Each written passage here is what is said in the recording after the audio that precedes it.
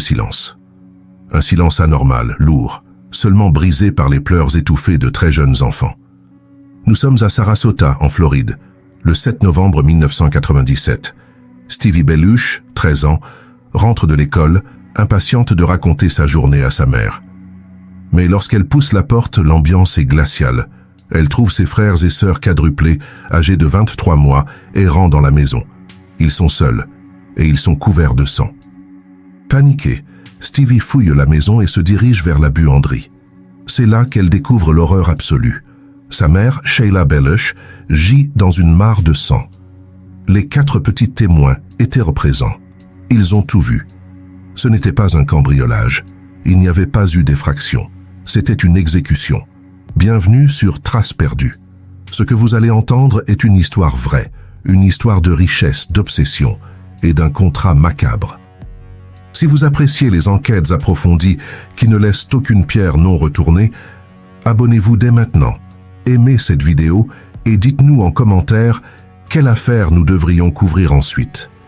Votre soutien est crucial pour que nous puissions continuer à déterrer ces histoires oubliées.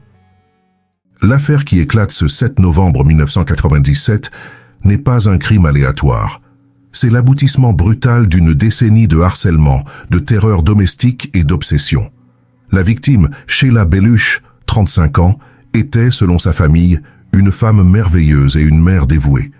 Sa vie tournait autour de ses 6 enfants, 2 adolescentes issues de son premier mariage, Stevie et Daryl, et les quadruplés qu'elle partageait avec son nouveau mari, Jamie Belushi. Cette nouvelle vie à Sarasota, en Floride, était censée être un sanctuaire, une renaissance loin d'un passé toxique. La famille venait de déménager, parcourant 1200 miles depuis San Antonio, au Texas, 6 semaines seulement avant le meurtre. Ce déménagement n'était pas un choix de carrière ou un désir de changement de décor, c'était une fuite désespérée.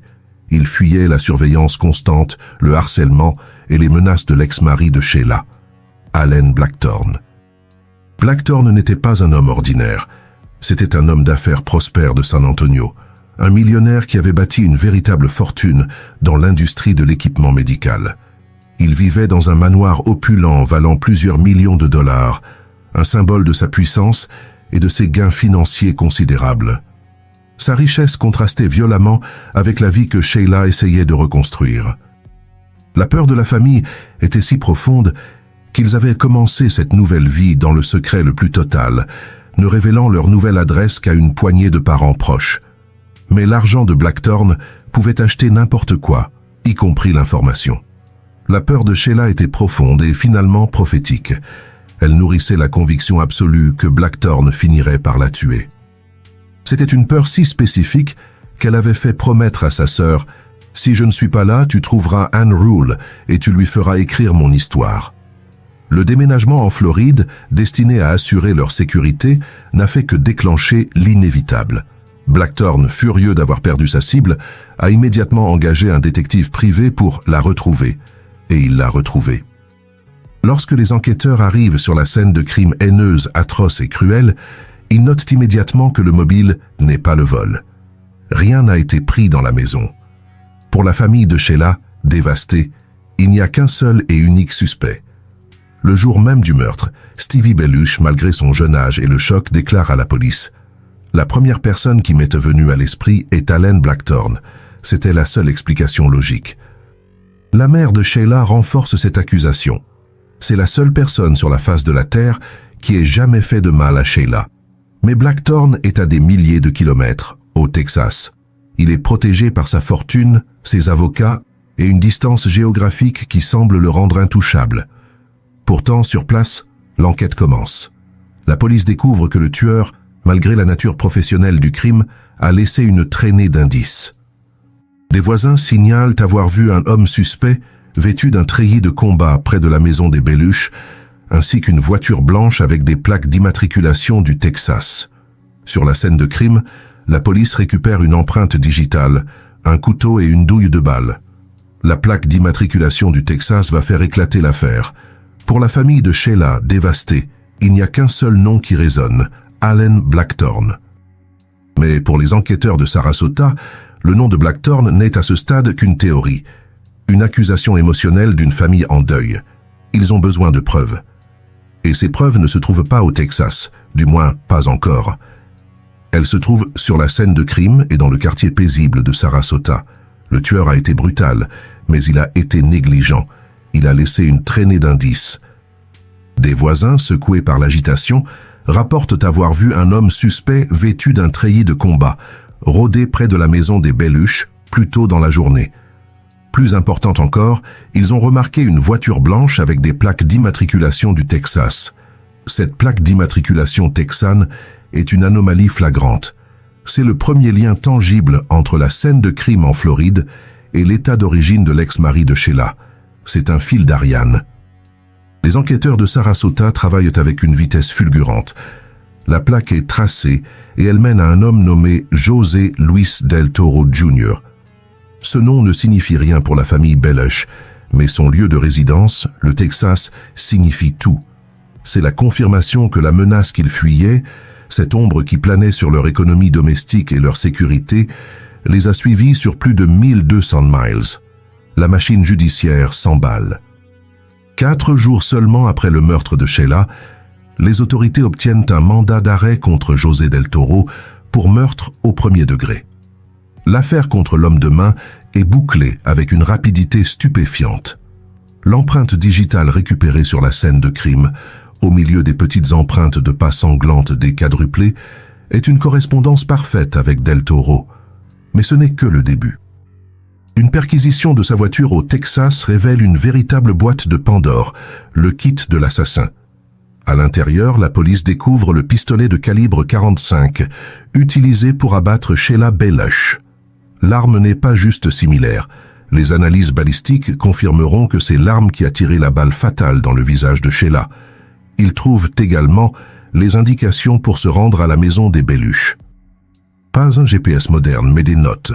Une feuille de route méticuleuse pour la mort, prouvant que ce n'était pas un acte impulsif, mais une mission planifiée et financée. Et, comble de l'horreur, ils trouvent ses vêtements, le treillis de combat décrit par les voisins, tacheté du sang de Sheila. La piste physique est irréfutable. L'homme qui a appuyé sur la gâchette, l'homme qui a tranché la gorge de Sheila, est identifié. Mais au moment où le mandat est émis, José Del Toro est un fantôme. Il a franchi la frontière mexicaine, disparaissant avant même que son nom ne soit connu des médias. L'affaire prend alors une nouvelle dimension. Une chasse à l'homme internationale est lancée. Les US Marshals, le FBI et le département de la justice sont tous mobilisés. Del Toro est finalement localisé et arrêté à Monterrey, au Mexique. Mais son arrestation n'est que le début d'une autre bataille. L'extradition se transforme en un cauchemar bureaucratique et diplomatique. Le Mexique a ses propres lois et refuse d'extrader des suspects s'ils risquent la peine de mort, ce qui est une possibilité très réelle en Floride pour un crime aussi haineux, atroce et cruel. Les négociations s'éternisent. Des mois se transforment en une année, puis 18 mois. 18 longs mois pendant lesquels Jamie Belluche, le veuf et les 6 enfants de Sheila attendent. L'homme qui a détruit leur famille est derrière les barreaux, mais il reste hors de portée de la justice américaine. C'est un jeu d'échecs diplomatique à enjeu élevé, où la justice pour Sheila est suspendue à des accords internationaux. Finalement, en juillet 1999, un accord est trouvé. L'État de Floride doit garantir qu'il ne requerra pas la peine capitale. C'est seulement à ce prix que José Del Toro est escorté par des agents du FBI et la police mexicaine, et ramené en Floride pour faire face à ces accusations.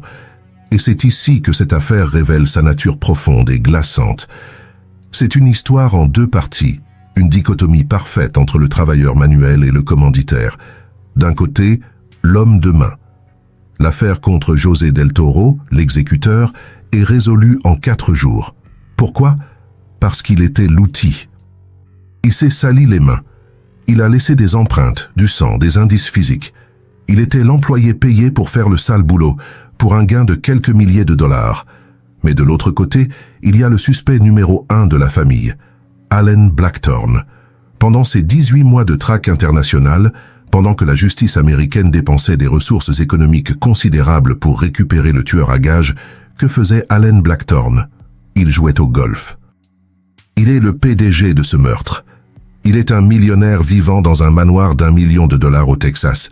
Il n'a pas touché l'arme. Il n'a pas conduit la voiture en Floride. Il a simplement utilisé sa richesse comme un bouclier. Il a passé des appels, donné des ordres, et utilisé son argent pour créer une distance infranchissable entre lui et le sang sur le sol de la buanderie. En quelques semaines, les hommes qui ont exécuté le complot sont arrêtés ou identifiés. Mais Blackthorne, qui clame son innocence, continue de jouer au golf. Il n'est toujours pas inculpé.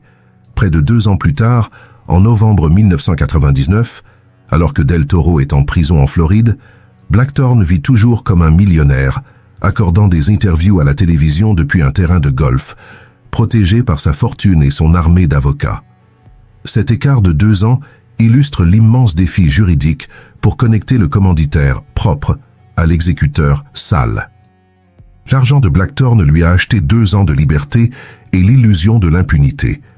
Dans un complot de meurtre sur gage, attraper le tueur est la partie facile. Prouver qui a signé le chèque est le véritable défi. Comment les enquêteurs allaient-ils franchir ce mur de richesse et de déni? Ils ne pouvaient pas le faire avec des preuves physiques. Ils devaient le faire en brisant la chaîne de conspirateurs, un maillon à la fois.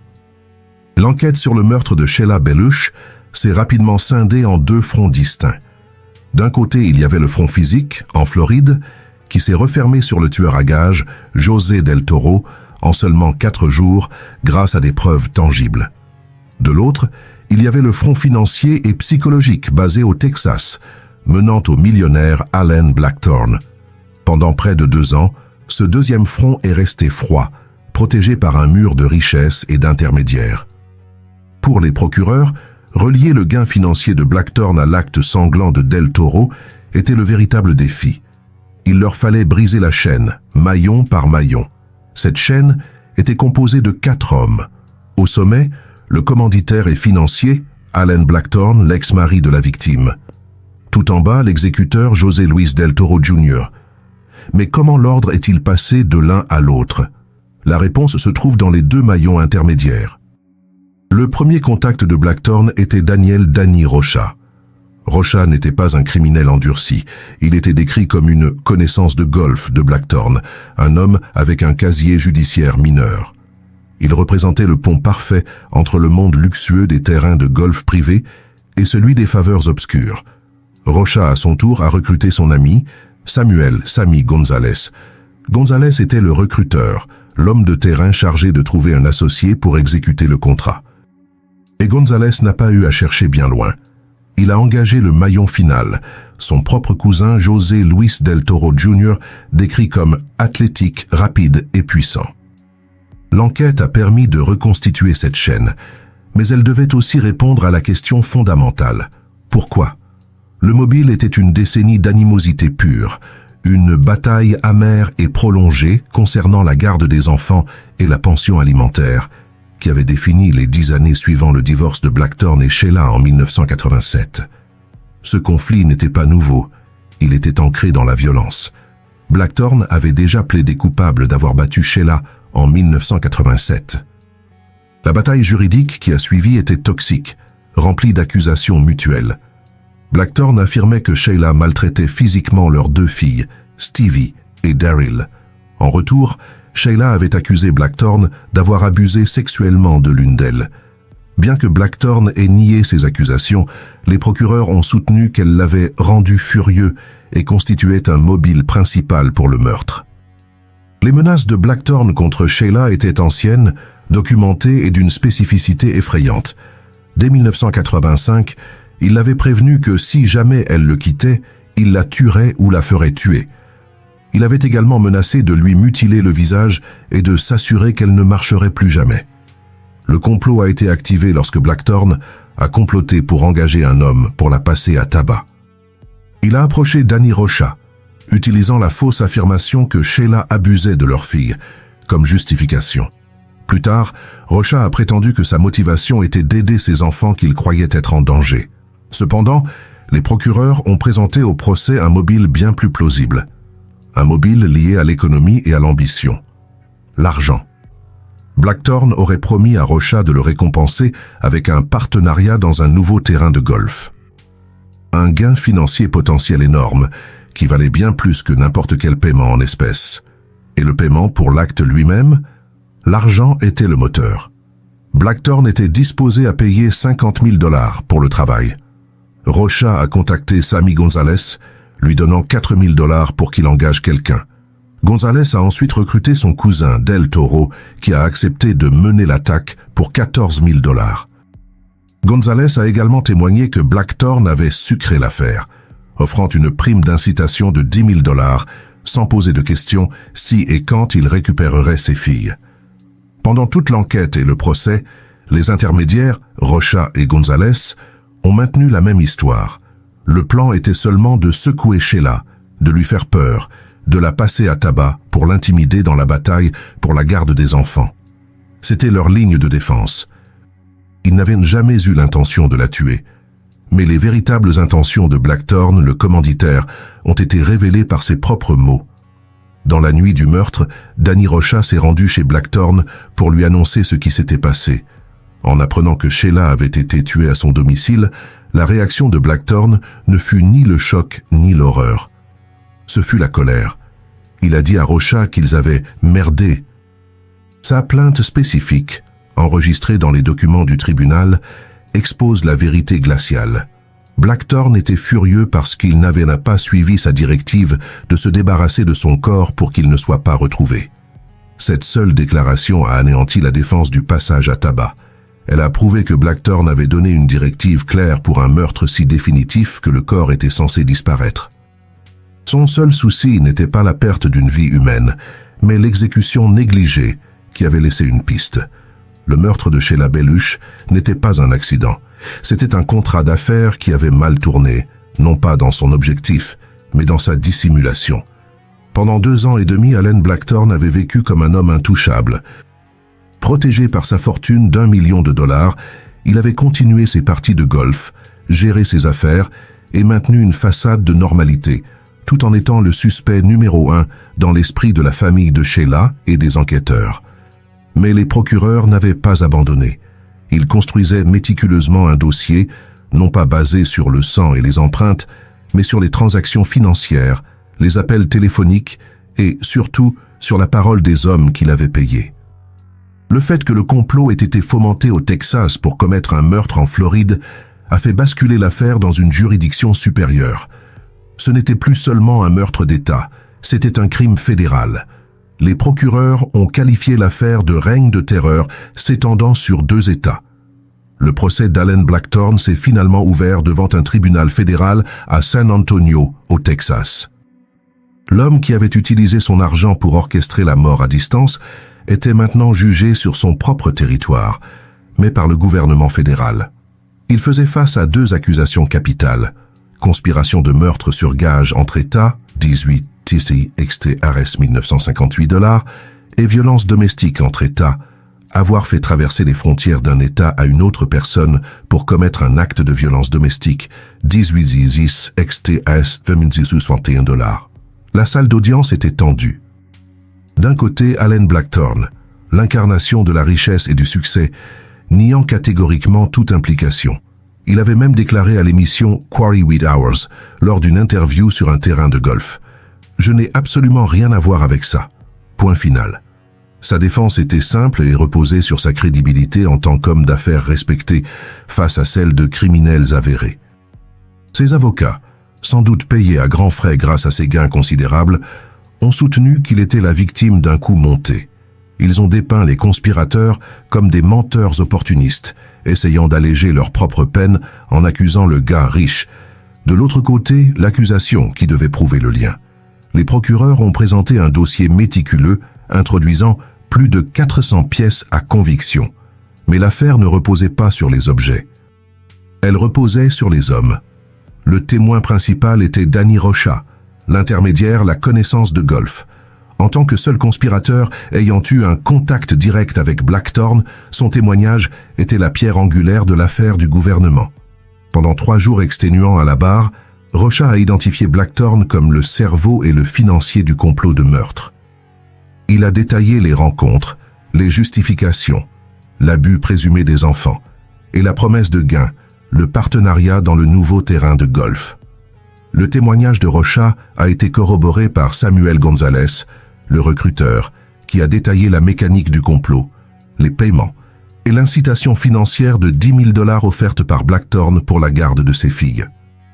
Pour enfoncer le clou, le détective privé Chuck Chambers a témoigné que Blackthorne l'avait bien engagé pour trouver la nouvelle adresse de Sheila à Sarasota, quelques semaines seulement avant sa mort, prouvant que Blackthorne l'avait activement traqué. La défense de Blackthorne a contre-attaqué violemment. Ils ont attaqué la crédibilité de Rocha, le qualifiant d'homme qui avait menti aux enquêteurs dans le passé. C'était la parole d'un millionnaire contre celle d'un criminel de bas étage. Le jury devait décider qui croire. Un juré a noté plus tard qu'ils avaient cru Rocha, non pas à cause de sa moralité, mais parce que ses déclarations devaient être étayées par des faits, ce que l'accusation avait réussi à fournir. Mais la preuve la plus dévastatrice contre Allen Blackthorne n'est venue d'aucun des conspirateurs. Elle n'est pas venue de la police. Elle est venue de Sheila Bellush elle-même. Dans une décision judiciaire critique qui a scellé le destin de Blackthorne, le tribunal a autorisé les procureurs à admettre des parties de la déposition de divorce de Sheila datant de 1987. Cette décision, basée sur une exception au oui-dire, $ext 804b, 1 permettait à un témoignage sous serment précédent d'être utilisé. Cette décision a permis à Sheila, en effet, de témoigner d'outre-tombe contre son propre assassin. L'atmosphère dans la salle d'audience a changé radicalement lorsque la transcription a été lue. Ce n'était plus Rocha contre Blackthorne, ni González contre Blackthorne, c'était Sheila contre Blackthorne. Dans cette déposition sous serment, faite une décennie avant son meurtre, Sheila avait raconté les menaces spécifiques de Blackthorne, qu'il la tuerait ou ferait en sorte que quelqu'un d'autre le fasse, qu'il lui mutilerait le visage et s'assurerait qu'elle ne marcherait plus jamais. Ces mots, prononcés 10 ans plus tôt, résonnaient dans la salle d'audience avec une clarté prophétique et macabre. Ils fournissaient la pièce manquante du puzzle, l'intention. Les menaces de Blackthorne correspondaient parfaitement à la nature horrible et spécifique du crime. Sheila avait été abattue au visage et sa gorge avait été tranchée, une mutilation faciale brutale. La défense du passage à tabac, déjà affaiblie par la déclaration de Blackthorne sur le corps non retrouvé, était maintenant complètement anéantie. Le témoignage de Sheila a prouvé au jury que l'intention de Blackthorne de tuer et de mutiler son visage n'était pas une invention récente des conspirateurs. C'était une menace de longue date, documentée et faite sous serment. Le meurtre de 1997 n'était pas un plan qui avait mal tourné, c'était l'accomplissement d'une promesse faite en 1987. L'argent de Blackthorne n'avait fait que retarder l'inévitable et acheter les services nécessaires pour le réaliser. Le 6 juillet 2000, après avoir délibéré, le jury fédéral a reconnu Allen Blackthorne coupable de toutes les accusations. Le mur de richesse s'était effondré. Avec le verdict de culpabilité d'Allen Blackthorne, l'empire financier qu'il avait construit ne pouvait plus le sauver. La justice, bien que lente, s'est abattue sur les 4 membres de la conspiration, mais de manière très différente, reflétant leur rôle et, surtout, leur niveau de coopération. D'abord, le cerveau. Allen Blackthorne, l'homme dont l'obsession et la richesse avaient tout déclenché, a été condamné à 2 peines de prison à vie concurrente, sans possibilité de libération conditionnelle.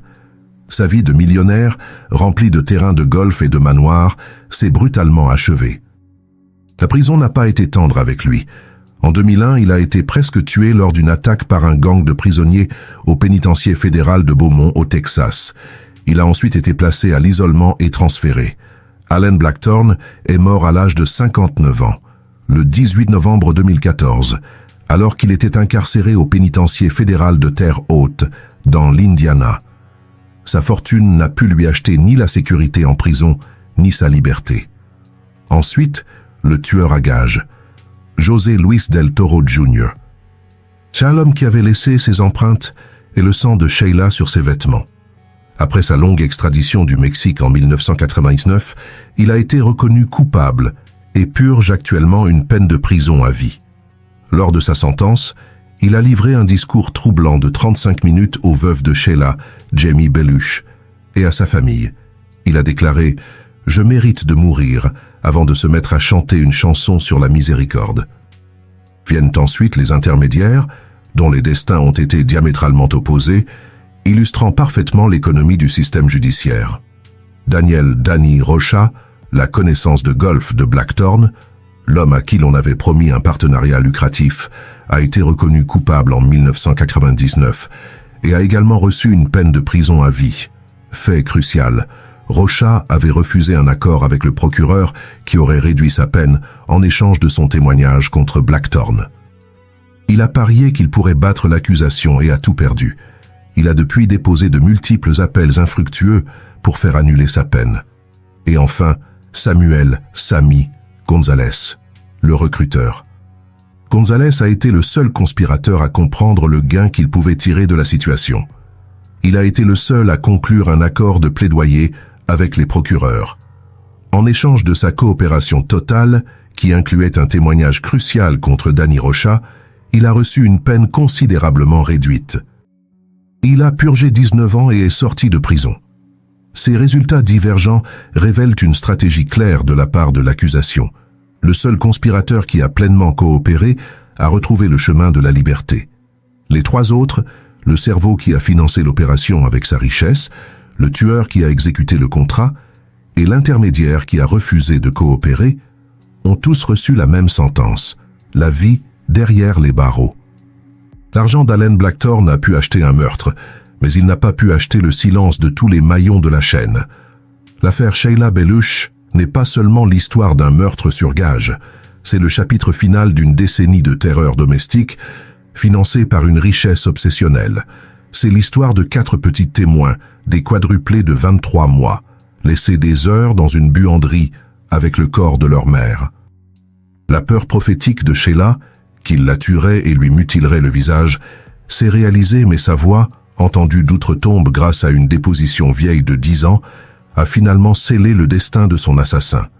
Cette affaire prouve que même si l'argent peut acheter une distance confortable avec le crime, il ne peut pas toujours acheter l'impunité. Merci d'avoir suivi Traces perdues. Si cette enquête vous a touché, dites-le nous en commentaire et n'oubliez pas de vous abonner pour soutenir notre travail.